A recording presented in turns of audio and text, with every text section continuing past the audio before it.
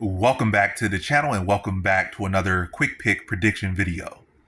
In this video, I'll be predicting the flyweight bout between Cody Durden versus Bruno Silva. And how do I feel about this one right here? Is I'm going low confidence Bruno Silva to beat Cody Durden. So yeah, if it was not for this long layoff or this absence, this absence from Bruno Silva, matter of fact, especially before, if it happened, right fresh off his last win and around that time period, it'd be like an easy pick for Bruno Silva. But now that Cody Durden has put on a winning streak and has built some confidence and has gotten better this fight, it's not that he's just winning; he's getting better as well. If it was just like that Cody Durden from back then, it'd be an easy pick for Bruno Silva. But yeah, there's a reason why Bruno Silva's a dog here, but I am going Bruno Silva to beat him. And despite Durden's improvements, I feel like Bruno Silva still has a good style to beat Cody Durden. I feel like Bruno Silva can push the pace for 15 minutes. I feel like Durden, when he's not able to just lay on you without much coming back, like no submission coming back at him, no real good takedown defense to stop him. Like he could get takedowns on you, he could lay on you.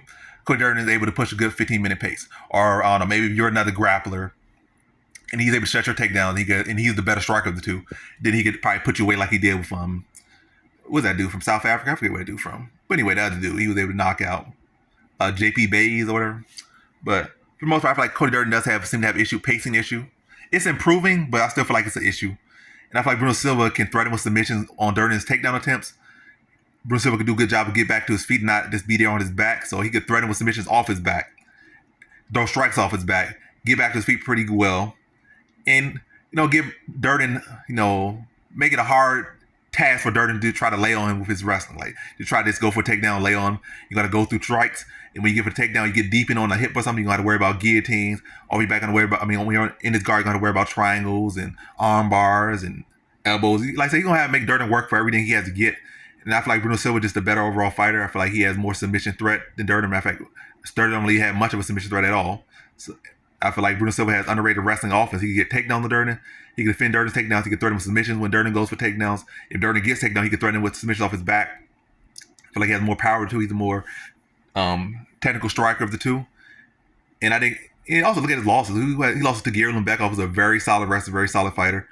I look at the record, like some very solid guys he did lose to. But yeah, and this one I feel like he'll be able to push the pace, make Durden work for everything he has, break it down over the course of the fight. Then I make a club and sub in the third round. After a very competitive fight where Durden definitely trying to use the wrestling, but fading off, and as the fight goes on, takedowns become less and less successful, and the clinch attempts and all that stuff starts to fade as he gets tired and starts to wear the damage. Then third round gets rocked, clubbed, subbed in the third round by Bruno Silva. So in this one, I have Bruno Silva via third round submission.